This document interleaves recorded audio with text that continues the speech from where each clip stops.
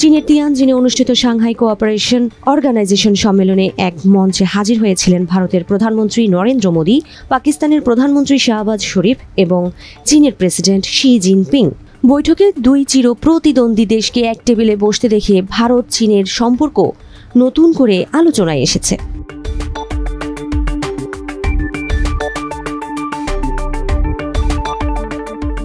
বিশ্ব অর্থনীতির পালাবদলে ভারত ও চীন এখন দ্বিতীয় ও তৃতীয় বৃহত্তম শক্তি হিসেবে দাঁড়িয়েছে। যুক্তরাষ্ট্র যখন ভারতীয় রপ্তানির উপর বাড়তি শুল্ক আরোপ করেছে, তখন দিল্লির কূটনৈতিক তৎপরতায় সম্পর্ক জোরদারের ইঙ্গিত মিলছে চীনের সঙ্গে। মোদী ও শি জিনপিংয়ের বৈঠকে সহযোগিতা ও অংশীদারিত্বের বার্তা এই প্রেক্ষাপটে খুবই গুরুত্বপূর্ণ।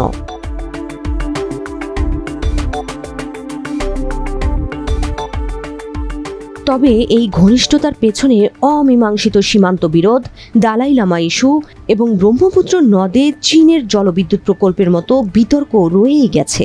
ফলে দিল্লি বেইজিং সম্পর্ক পুরোপুরি আস্থার জায়গায় এখনও দাঁড়াতে পারেনি বলেই মনে করছেন বিশ্লেষকরা।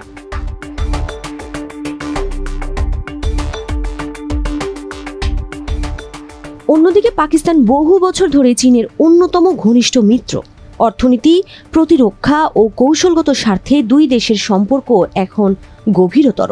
শাহবাজ শরীফ তিয়ানজিনে স্পষ্ট করে বলেছেন, পাকিস্তান চীন বন্ধুত্ব সময়ের পরীক্ষায় উত্তীর্ণ হয়েছে এবং ভবিষ্যতেও অবিচল থাকবে।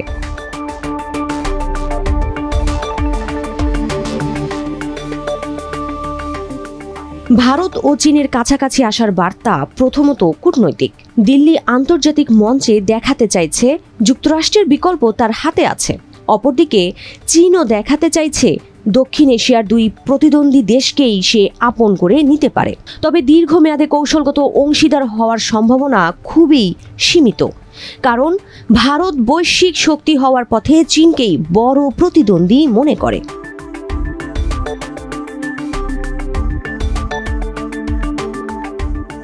এই অবস্থায় পাকিস্তানের সামনে দুটি বিষয় পরিষ্কার। প্রথমত, ভারত চীনের সীমিত সহযোগিতা ইসলামাবাদের জন্য কোনো হুমকি নয়, কারণ চীন ও পাকিস্তানের বন্ধুত্বের ভিত্তি আরও গভীর ও দীর্ঘমেয়াদী। দ্বিতীয়ত, ভারত চীন সংলাপ আঞ্চলিক স্থিতিশীলতার পরিবেশ তৈরি করতে পারলে পাকিস্তানেরও কূটনৈতিক সুবিধা হতে পারে। তবে দিল্লি বেইজিং দ্বন্দ্ব যেভাবে পুরনো সমস্যায় বাধা, তাতে পাকিস্তানের উদ্বিগ্ন হবার কোনো কারণ নেই। এসসিও সম্মেলনে মোদী শি বৈঠক মূলত প্রতীকী কূটনীতি। এর মাধ্যমে ভারত যুক্তরাষ্ট্রকে বার্তা দিয়েছে, ওয়াশিংটন ছাড়াও তার অন্য বিকল্প আছে। চীনও দেখিয়েছে প্রতিদ্বন্দ্বী দুই দেশকে একই টেবিলে বসাতে পারে বেইজিং। কিন্তু বাস্তবে ভারত চীনের সম্পর্ক এখনও সীমান্ত বিরোধ আর প্রতিদ্বন্দ্বিতায় বাধা। তাই বিশ্লেষকরা মনে করছেন, চীনের চোখে এখন পর্যন্ত তার প্রথম কৌশলগত অংশীদার ইসলামাবাদই।